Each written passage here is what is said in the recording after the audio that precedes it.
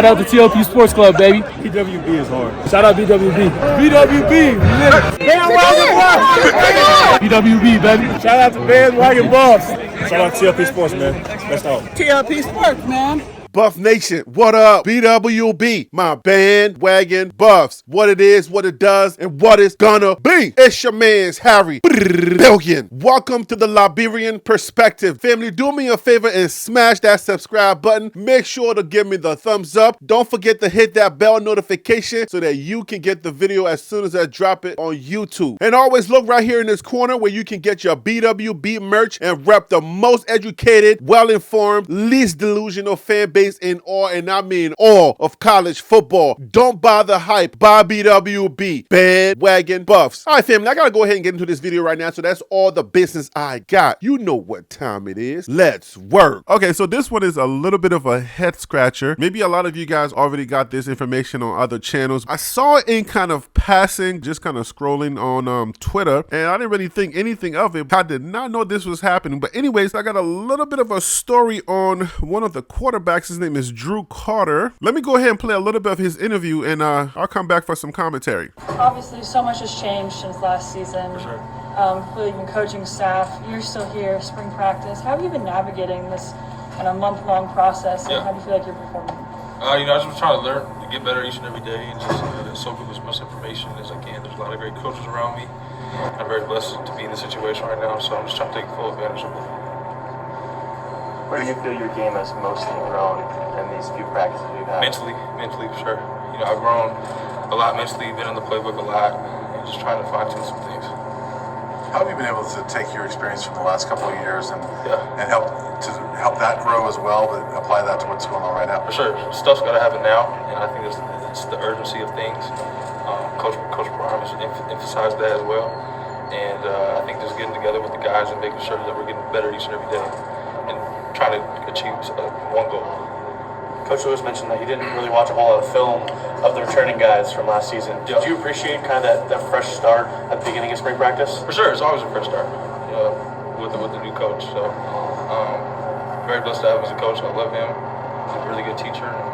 Can't wait to keep learning from him. How would you describe the pace and the tempo of practice and just the offense now compared to previous years? It's picking up a lot. Yeah, for sure. Everyone had their own reasons leaving, and especially in the quarterback room, there was a lot of turnover. Why did you decide to stay? This is a place for me. I'm a Buff, so I just felt like it was a good opportunity for me to stay and grow and learn and achieve my hopes and dreams. What type of feedback have you gotten from Coach Lewis? Have you gotten a sense for what he feels about you as a player this spring? For sure, he's super energetic and seems very excited to coach me, and I'm just trying to learn as much as I can from him. He has a lot of knowledge of the game that I'm trying to soak up. Are you learning from Shedeur as well? For sure. It's been a blessing going to work with him each and every day. How would you say everyone's kind of meshed together, guys from last year who have been here before and all the new guys that have come in? At first it was a little, first 2 days it was a little, everyone's trying to fill each other out, but now we're all meshed together perfectly fine. We all get along and laugh with each other. You mentioned a sense of urgency. Do you feel like you and especially the returning guys feel it more with the portal open now and spring ball ending and all the talk the staff's very open about how we're going to get guys? For sure, you have to. But it's the nature of the game. It's what college football is, and everybody knows that. He's no longer a quarterback. He did transfer. But the interesting thing is, let me just show you real quick. Right here, Barstow's Colorado. Former CU quarterback Drew Carter has committed to UC Davis for basketball. Ball out. What?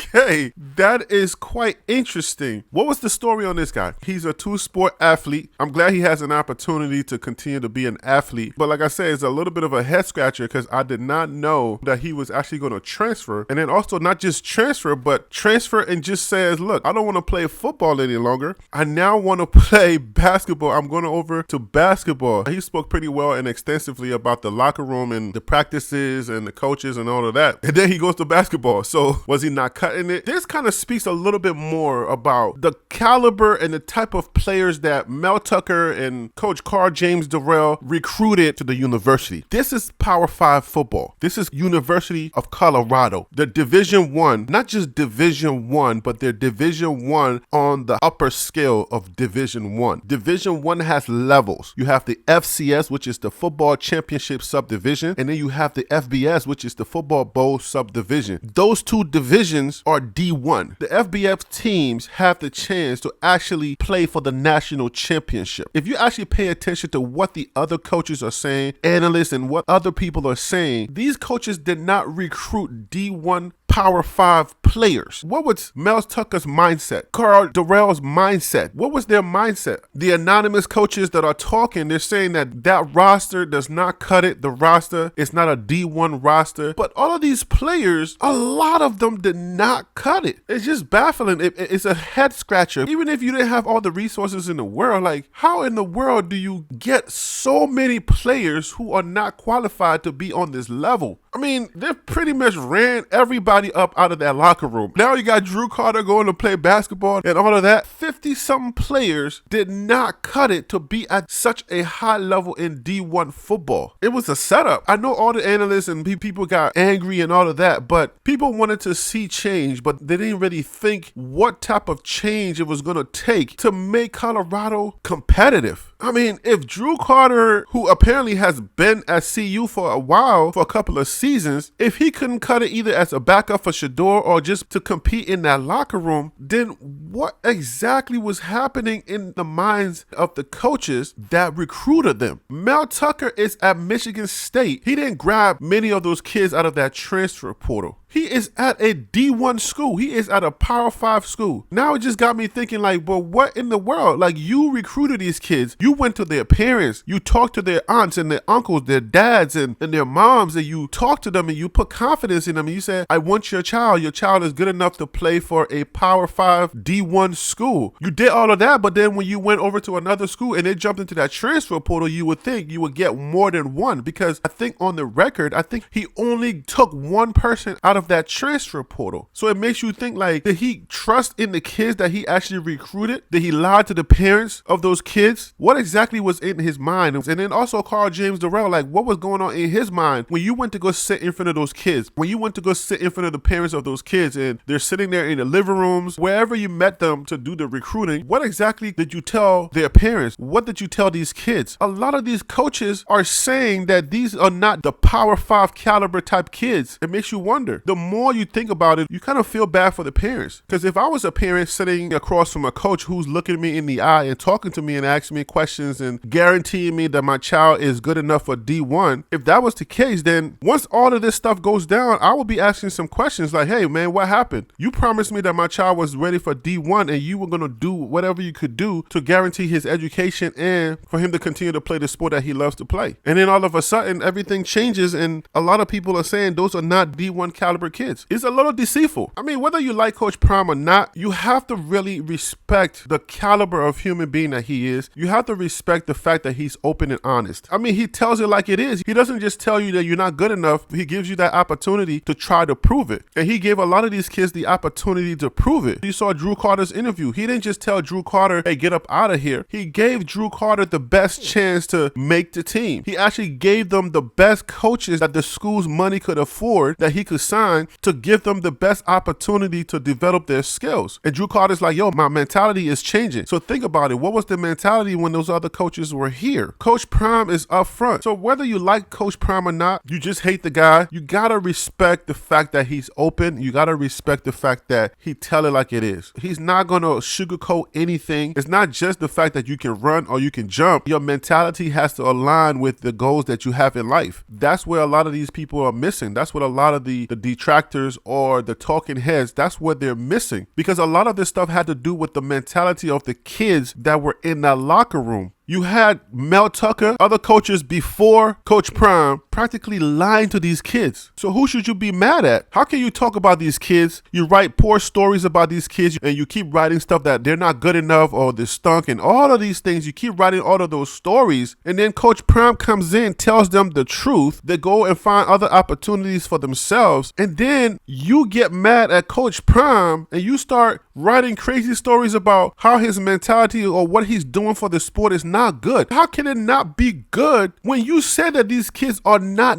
D1 caliber players? So Coach Prime is actually really great for the sport then, because what these kids need is not to be pampered. What these kids need is somebody to look in their face and tell them the truth. Hey, you're good enough. Let me give you the coach that you need to be able to train you in your position. Let me align you with other players of the same mindset so they can motivate you to be your best. Somebody like that, you really want to say that's a great thing. You want to be able to write good stories. You want somebody who's honest with these kids, but then at the end of the day, when somebody is honest with them, then you talk down on that person. It's weird. It's weird. It's like, what do you really want? What is it that you want? You have to make up your mind on what exactly you want. The writers, the commentators, the other coaches, you guys have to decide what it is that you want. They're not D1 caliber players, but somebody tells them the truth and you get mad that he's telling them the truth. I think that's unfair. It's really disingenuous when you think about it. Do you want the kids to be here so that you can continue to talk poorly about them? Or do you want somebody to tell them the truth so that they can go find great opportunities in what they're really good at so that they can excel in what they're good at? I'm editing the Nebraska videos. I'll have those numbers for you. But I saw this story and I just wanted to add this for those who didn't know this story. Like I always say, a lot of us don't consume Deion Sanders, Coach Prime information minute by minute. A lot of people do, but not everybody. So when I see little tidbit stories like this, I like to bring it to the constituents just to kind of fill people in, people who don't know what's going on. This is a story that I wanted to share with you in case you didn't know. I want to hear from you. Sound off in the comments. Do you find it to be disingenuous where coaches are saying that these are not D1 caliber players, but then when Coach Prime tells them the truth, Coach Prime is ridiculed for telling them the truth and helping them to go find opportunities like Drew Carter? So I want to hear from you in the comments. Let me know what you think about that story and how people are treating these kids and how people are treating Coach Prime. Let me hear from you in the comments. All right, guys, so I hope you enjoyed this video. I'm going to leave it right there. You know who I am. I'm Harry B. And that right there was the Liberian Perspective. That's TLP Sports Club.